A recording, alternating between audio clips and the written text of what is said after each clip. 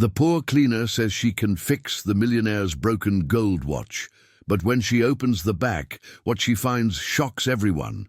Please comment and rate my story from 0 to 10. Your opinion is very important.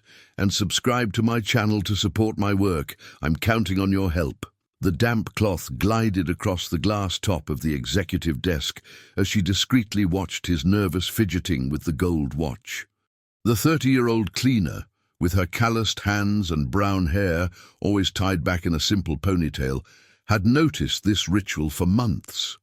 Every morning, when tension filled the luxurious office, the millionaire businessman held that antique object between his fingers, compulsively turning it while reviewing reports or taking important calls.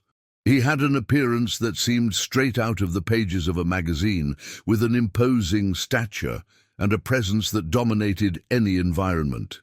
Heir to a business empire that stretched across the entire metropolitan area, he commanded businesses that moved unimaginable fortunes. His assets in stocks and various investments had grown exponentially in recent years, transforming him into one of the richest and most influential men in the city. That specific morning, however, something was different. The metallic sound that always accompanied the watch's movement had ceased. She continued cleaning the mahogany furniture while she watched him frown, shake the object near his ear, and purse his lips in an expression of despair that went far beyond simple irritation. "Damn it," he muttered, not realizing he wasn't alone in the room. The intensity of his frustration caught her attention, and she stopped cleaning and watched him with growing curiosity. There was something in that despair that didn't match the breaking of a simple object, however valuable it might be. During the months working in that office, she had learned to move in silence, almost invisible among the expensive furniture and imposing paintings. She knew that her presence was tolerated only as long as she fulfilled her function without interfering in the important business that took place there. But at that moment, seeing his anguish, something inside her moved. "Excuse me for intruding," she said softly, interrupting his thoughts. He looked up in surprise, as if he had completely forgotten she was there. "I noticed you're having trouble with the watch." The businessman stared at her with an expression between surprise and annoyance. "It's none of your business," he replied dryly, but without the rudeness he usually used with employees. "I've already taken it to 3 different watchmakers this week. None of them could get it to work." She hesitated for a moment, twisting the cloth between her hands. The difference between their worlds had never been as evident as at that moment. He with his impeccable suit and fortune accumulated through clever investments, she with her simple uniform and hands that knew only hard work. "My grandfather was a watchmaker," she said finally, her voice almost a whisper. "He taught me a few things when I was a kid." His expression changed subtly. "Your grandfather?" "Yes. He raised me after my parents, after I became an orphan." She swallowed hard, realizing she had revealed more than she intended. "I grew up helping him in the workshop. Maybe I can take a look if you'll allow it." The millionaire studied her for long seconds. His fortune had been built on making decisions based on logic and cold analysis, but something in her sincerity made him hesitate. The urgency he felt regarding that specific watch was difficult to explain, even to himself. "Do you really know about watches?" he asked, the disbelief clear in his voice. "I can try," she replied, maintaining her respectful tone. "If I can't fix it, at least it won't be worse than it already is." He remained silent for a few moments, the object still in his hands. Finally, with a heavy sigh, he extended the watch to her. "All right, but if you damage it even more—" "I understand," she said, receiving the object with reverent care. The weight of the solid gold surprised her, as did the intricate details engraved on the surface. It was clearly an antique and valuable piece, probably passed down from generation to generation. "Can I take it home tonight?" she asked. "I have my grandfather's tools stored away. I'll bring it back tomorrow morning."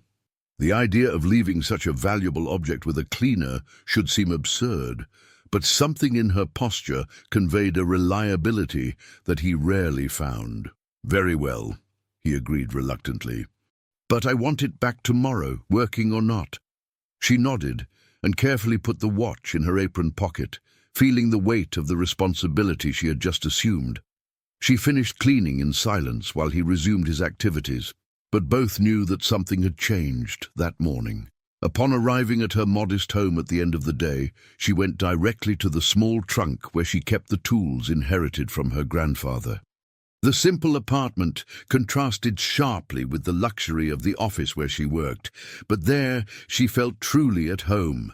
She prepared the kitchen table with a clean cloth and turned on the strongest lamp she had. When she carefully opened the back of the watch, her heart leaped.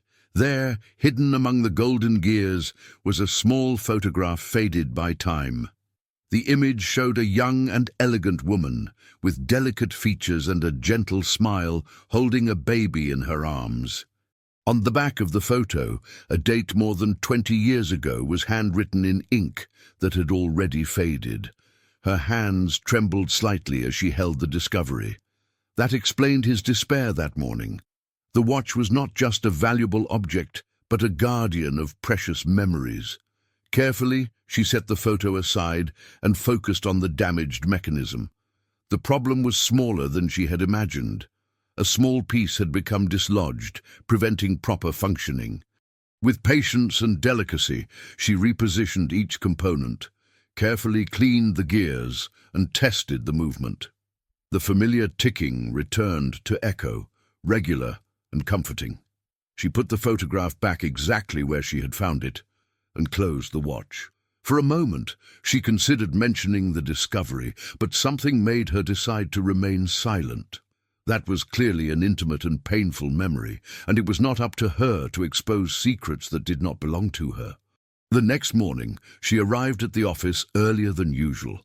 When he entered, he found the watch working perfectly on his desk, accompanied by a simple note, "Fixed. I hope it brings you peace again." The emotion that crossed his face upon hearing the regular sound of the mechanism surprised her. He closed his eyes for a moment, as if absorbing each tick, and when he opened them again, there were restrained tears there. "How can I thank you?" he asked, his voice choked with an emotion she had never seen in him. "You don't have to," she replied, already resuming her tasks. "I'm happy to have helped." But he couldn't simply go back to normal. Throughout that day, he treated her with a different kindness, asking if she needed anything, offering breaks she had never had before. In the late afternoon, he called her to the office. "I want to increase your salary," he said directly, "and change your duties. I don't want to see you cleaning bathrooms or carrying heavy buckets anymore." She stared at him in surprise. "Sir? You did me a favor that 3 specialized professionals couldn't. That deserves proper recognition." The proposal left her speechless, but also awakened an unease that she couldn't name. Why would a repaired watch provoke such an intense reaction? What memories were kept in that golden object that justified so much despair? As she walked home that night, she couldn't stop thinking about the hidden photograph and the sudden transformation in his behavior. Something told her that that repair had opened a door that would change everything between them. But she still had no idea how deep were the waters in which she had just ventured.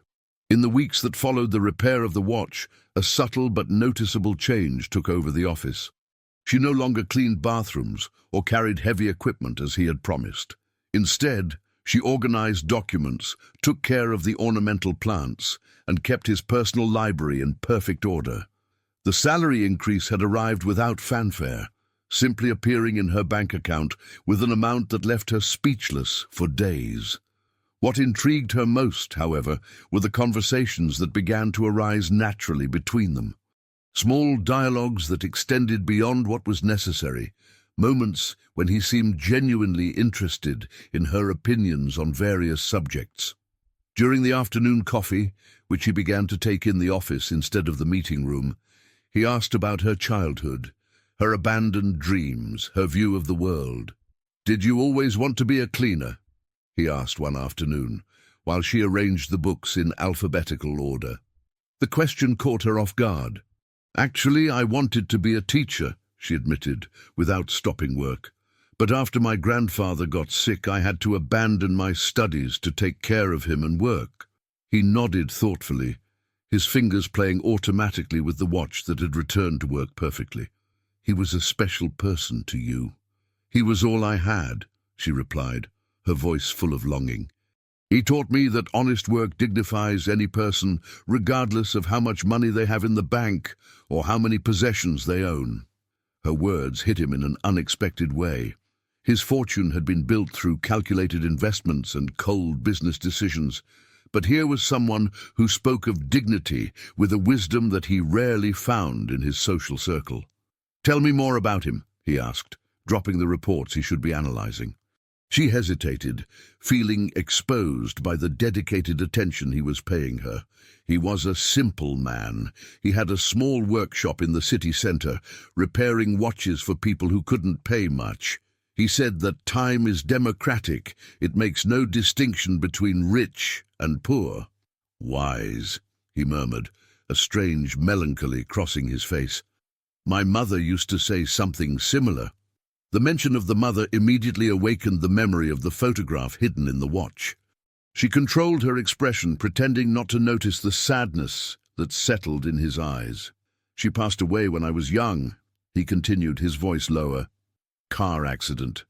Since then, my father has become different, harder, more focused only on business." "I'm sorry," she said sincerely. "It must have been very difficult." It was. He was silent for a few moments, then stood up abruptly. "I need to take care of some calls. You can continue with the books." She realized that she had touched on a sensitive point and concentrated again on the work, but her mind swirled with questions. Was the woman in the photograph his mother? Why did he carry that image hidden like a secret? During the following days, she began to notice other details about him that had previously gone unnoticed. The way he avoided family photos scattered around the office, turning them upside down when he thought no one was watching. The moments of mental absence that took over him when someone mentioned family or childhood. The way his shoulders slumped slightly whenever he held the watch. One afternoon, while organizing documents in his desk drawer, she found a paper with handwritten notes. She didn't intend to read it, but her own name caught her attention. It was information about her, full address, work history, personal references. But what shocked her most were the questions written in the margin. Birth same hospital, confirm exact date, investigate adoptive family connection. Her heart leapt. He was investigating her past. Why? What could have aroused such curiosity about a simple employee? That night she barely slept. The pieces of a puzzle were beginning to form in her mind, but it still didn't make complete sense. The next day, she arrived at work determined to find out more. During the afternoon coffee, she gathered courage to ask some indirect questions. "Were you born here in the city?" "Yes," he replied, seeming slightly surprised by the question. "At Central Hospital. And you?" "Me too," she lied, remembering the notes she had seen. In fact, she wasn't sure where she had been born, as her grandfather had never talked much about it. "What a coincidence, isn't it?" He studied her with a new intensity. "Indeed. What year?" She said her date of birth and saw something change in his expression, an almost imperceptible tension, as if he had confirmed a suspicion. "Interesting," he muttered. "We were born in the same month." The conversation was interrupted by an important call, but she felt that something fundamental had been revealed. During the rest of the afternoon, he seemed distant, lost in thoughts that she couldn't decipher. That's when she decided to investigate on her own. That weekend, she visited the city hall and requested a copy of her birth certificate. The document confirmed what she suspected. She had been born at Central Hospital in the same year as him, but only 2 weeks later. The discovery left her even more intrigued. What kind of connection could exist between them that justified the discreet investigation he was conducting? The following Monday, She arrived at work with a new determination. While cleaning his personal library, she began to pay more attention to the titles of the books, the photographs scattered on the shelves, the personal objects he kept there. That's how she found the album. It was hidden among books on economics and business management, as if it had been placed there to go unnoticed.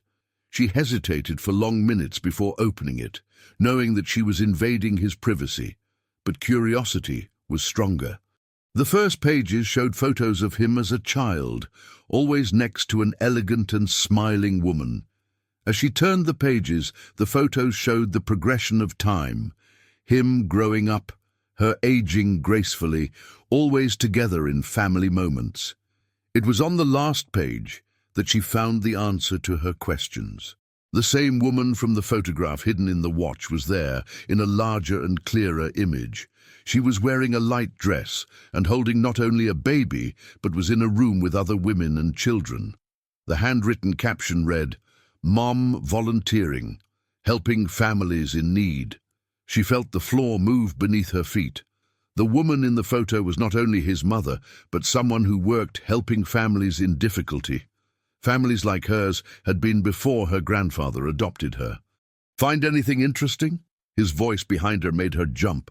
She turned around, the album still open in her hands, her face red with shame at being caught snooping. I'm sorry," she stammered. "I was organizing and—" "You don't have to apologize," he said, approaching slowly. "In fact, maybe it's time we talked about some things." He sat down in the armchair next to the bookshelf and gestured for her to sit down too. "My mother really did work helping families. It was something she did in secret without my father knowing." "Why in secret?" "Because he believed that our family shouldn't mix with people from different social classes." The words came out loaded with bitterness. "My mother thought differently. She believed that those who have more should help those who have less." She held the album with trembling hands. "And what does this have to do with me?" He looked her directly in the eyes. "I hired a private investigator to find out more about your past. Not because I distrusted you, but because I felt that our lives were connected in some way." Her heart leaped. "And did you find anything?" "I found out that you were born in the same hospital as me 2 weeks later.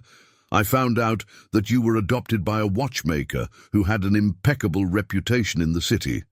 I found out that your biological mother was very young and in a vulnerable situation."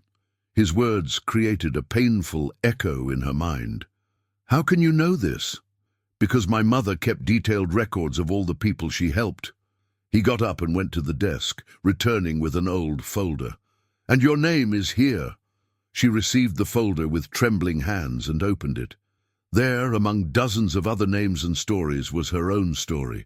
Her biological mother had sought help in finding an adoptive family, and his mother had personally chosen the watchmaker grandfather as the ideal person to raise her.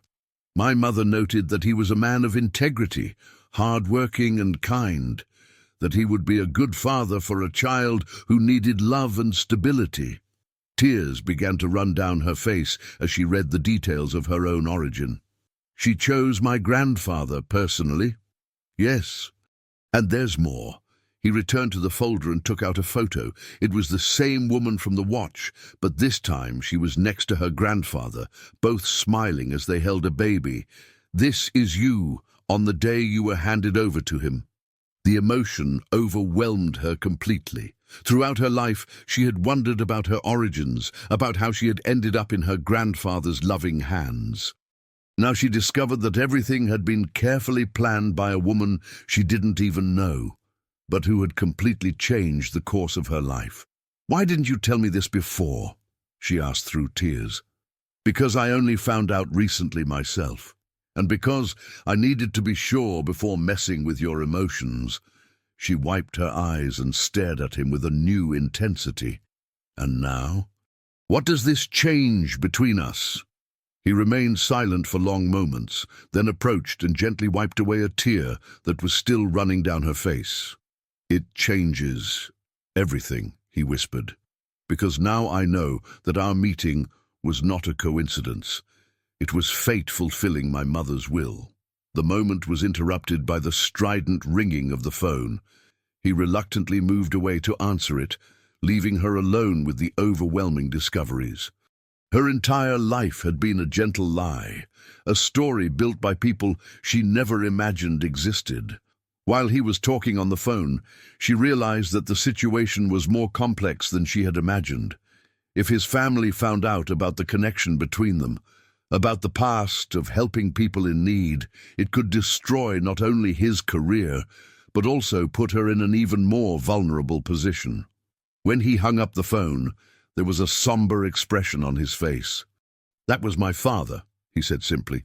"He's coming here tomorrow for a business meeting, and he found out through some employees that I've been treating you differently." The arrival of the family patriarch the next day brought a palpable tension to the environment. The 60-year-old man, with perfectly combed grey hair and suits that cost more than she earned in a year, examined every corner of the office with a critical eye. She had been instructed to remain invisible during the meeting, but she could feel the weight of his gaze on her whenever she crossed the room.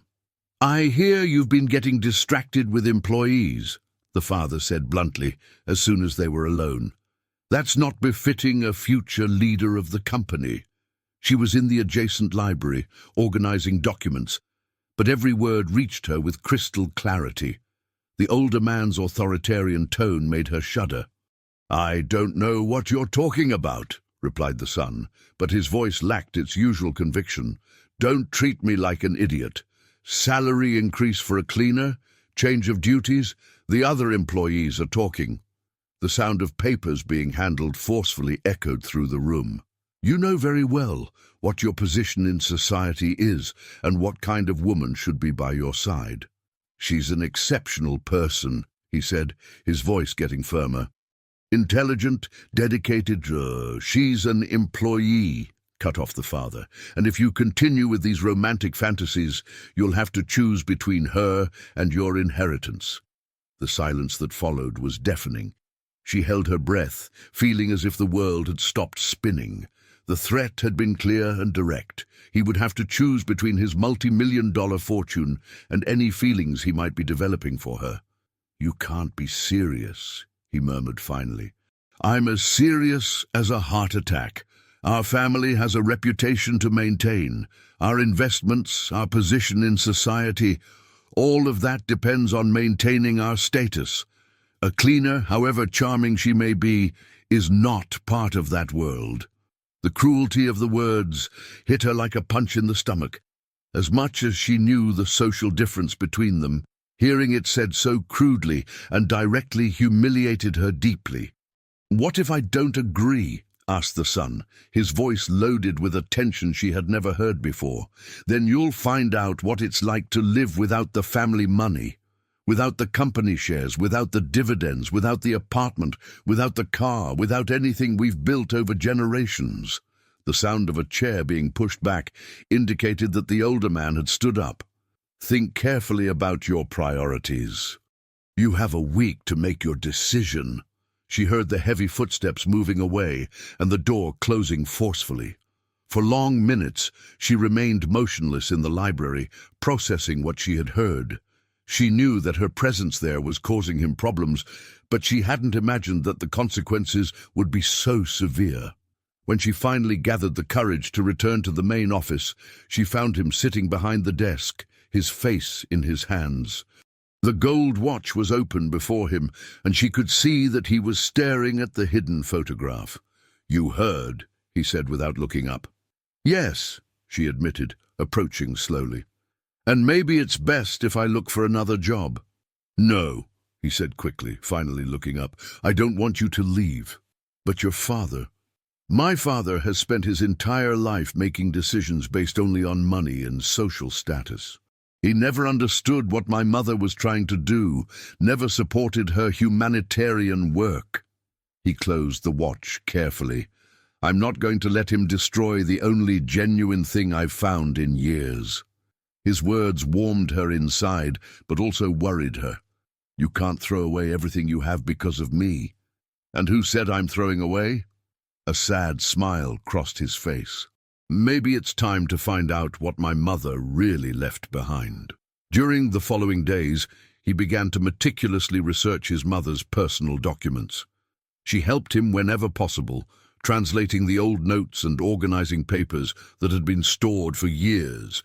It was an intimate and painful job for him, reliving memories of a woman he had lost too young. It was during this search that they made the most surprising discovery.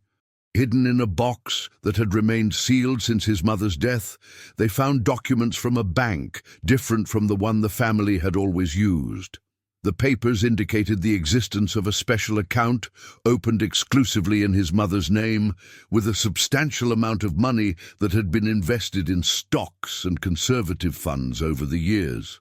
"This doesn't make sense," he murmured, examining the statements.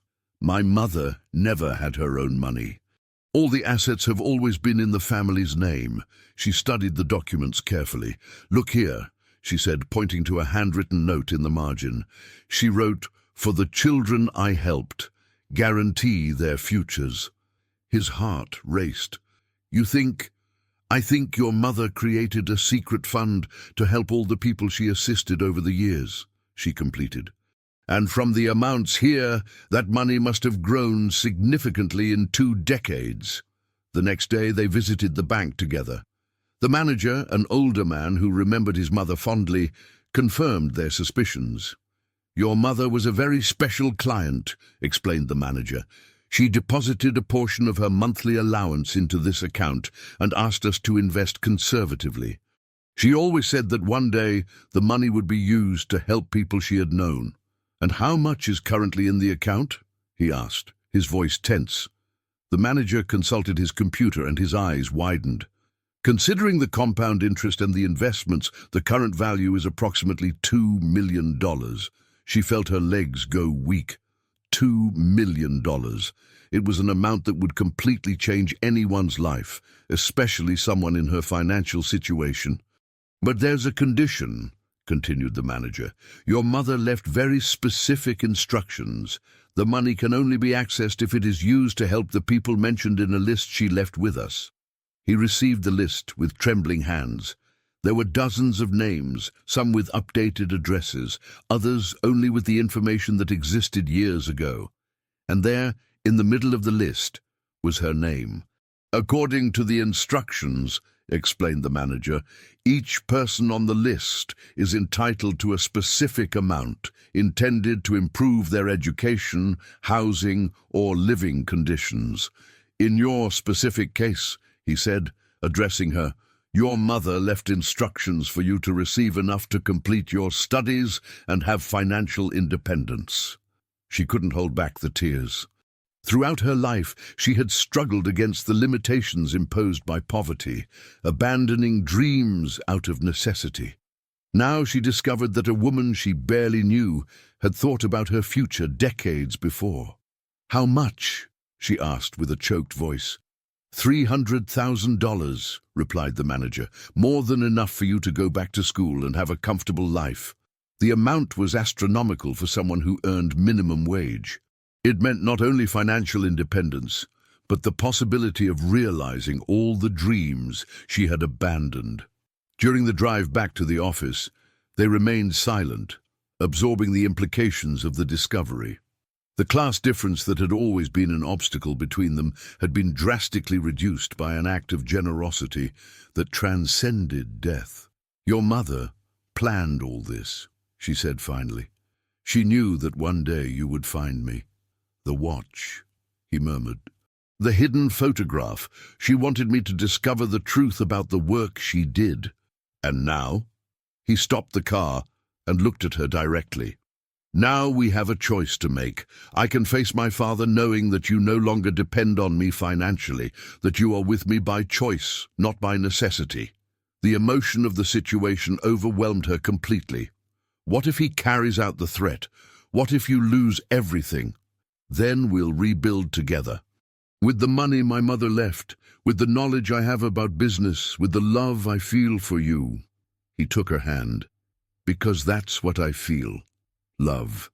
Not compassion, not guilt, but true love." His words touched her deeply. but also awakened a new fear. What if your family finds out about the money, if they try to prevent me from receiving it? They can't.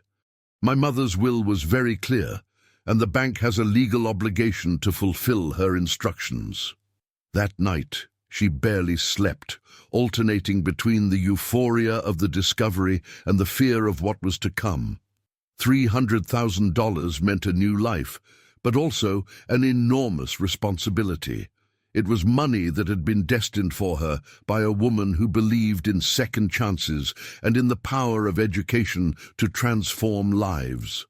The next day, when they arrived at the office, they found his father waiting, accompanied by two men in suits who clearly were lawyers. "I came to get your answer," said the patriarch without preamble, "and I brought the necessary documentation to transfer your shares to other people if you make the wrong choice." She felt her stomach churn. The moment of truth had arrived, and she still didn't know if they had enough strength to face the storm that was about to descend upon them. "Before that," said the son, his voice surprisingly calm, "I need to show you something I discovered about my mother." The father frowned. "Your mother has been dead for 20 years. What relevance can this have?" "All the relevance in the world," he replied, taking the bank documents from his briefcase, "because she left a legacy that you never knew existed." As he spread the papers on the table, she realized that their lives were about to change forever. The question that remained was whether it would be for better or worse. The silence in the office was so dense that she could hear her own heartbeat. The patriarch studied the bank documents with an expression that oscillated between surprise and indignation, while the lawyers whispered to each other, examining the authenticity of the papers. "This is impossible," murmured the father finally. "Your mother never had access to this kind of amount. She used the allowance you gave her to create this fund," explained the son patiently. "For years she saved and invested every penny she could to help the people she assisted in secret." The older man stood up abruptly, walking to the window. "Even if this is true, it changes nothing. You still need to choose between your family inheritance and this romantic obsession." It was then that she decided to speak.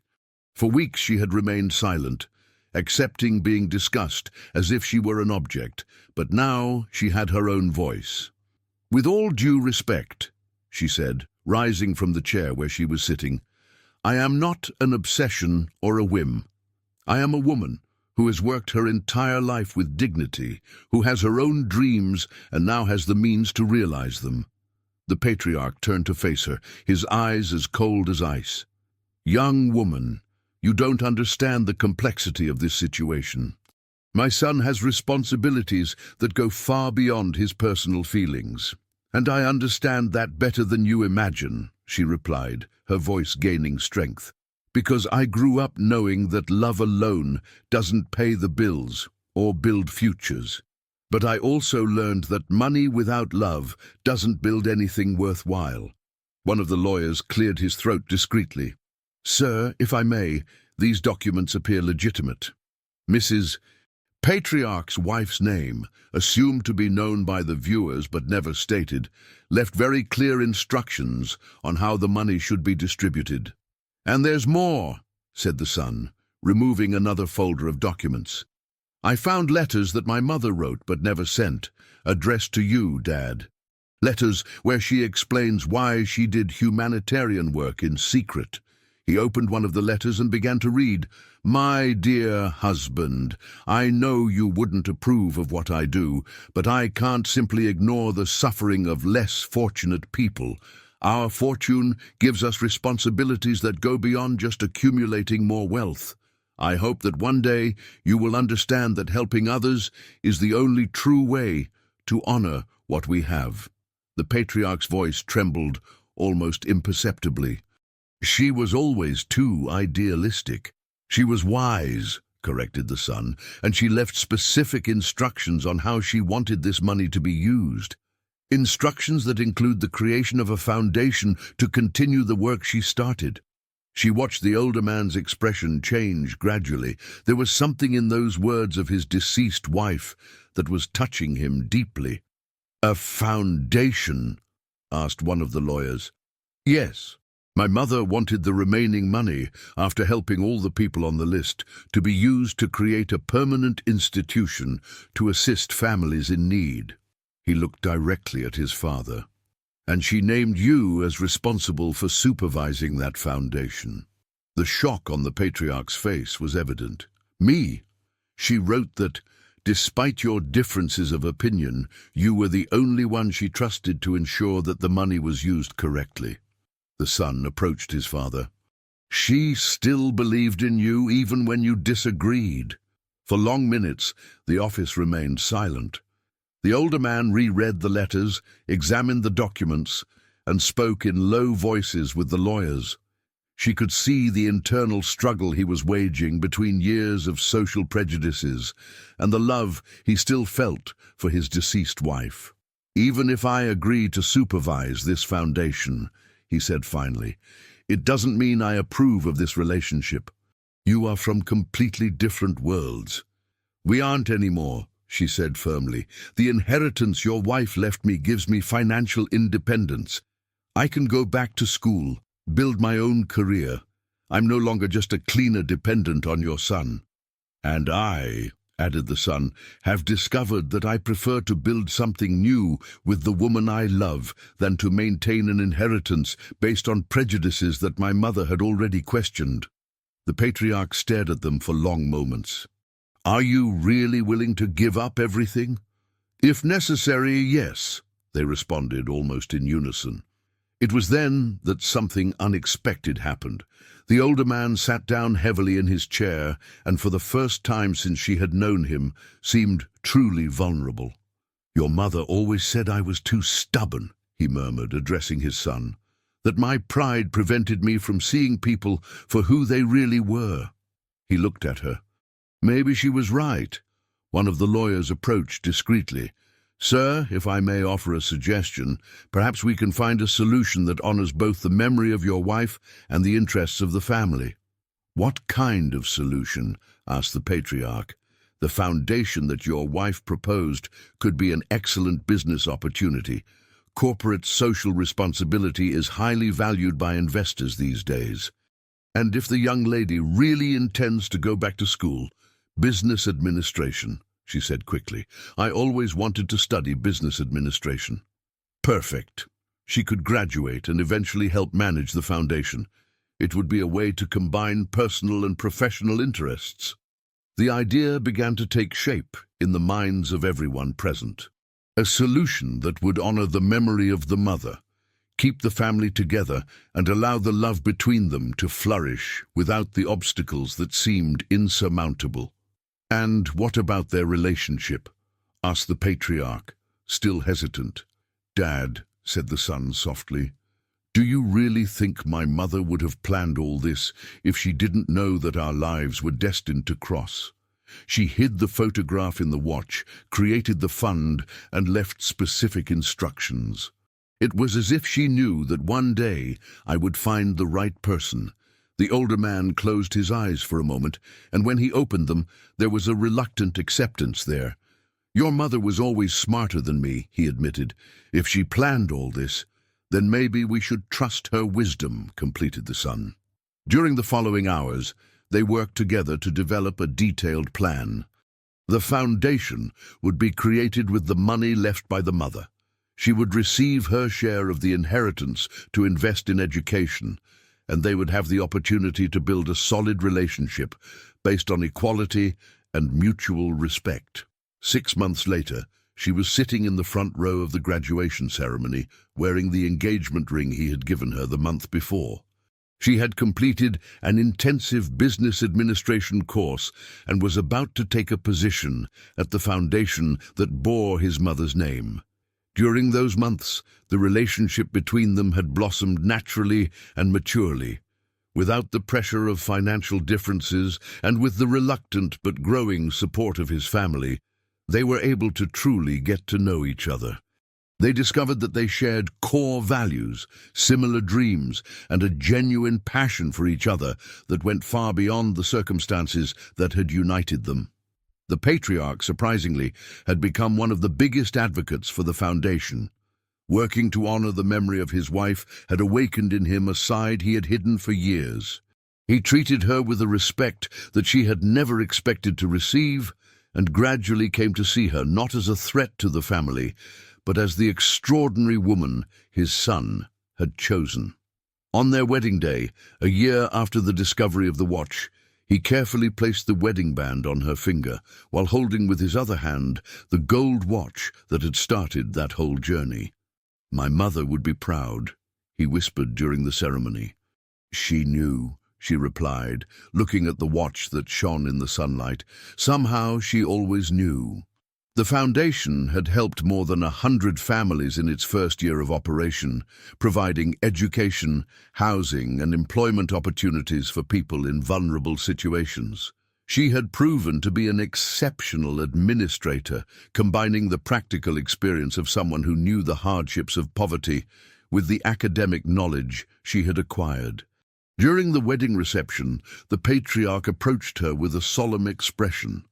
"I apologize," he said simply, "for everything I said, for the way I treated you. My wife chose well when she included you in her plans." "She chose well when she married you too," she replied gently. "She just needed time for you to rediscover the man she loved." That night, while they danced slowly on the balcony of the mansion that was now also her home, he asked, "Do you ever regret it? Anything you went through, all the difficulties?" She looked at the watch that he always carried, thinking about the extraordinary journey that had led them there. "Never," she replied with absolute certainty, "because every difficulty, every moment of pain brought us here, to this love. And now we have a lifetime to honor your mother's memory, to continue the work she started, and to prove that true love really can overcome any obstacle." As the music continued playing and the stars shone above them, they both knew that they had found something rare and precious, not only the love for each other, but a shared purpose that would give meaning to every day of their lives together. The gold watch continued to tick, but now it was no longer a guardian of painful memories of the past. It was a symbol that time had conspired in their favor, weaving a love story that transcended social classes, prejudices, and all the barriers that the world had tried to place between them. And so, under the eternal glow of the stars, they began to write the first chapter of a life that would be dedicated not only to the love they felt for each other, but to the love for humanity that had been the most precious legacy left by a wise woman who believed that fate always finds a way to unite the right people at the right time.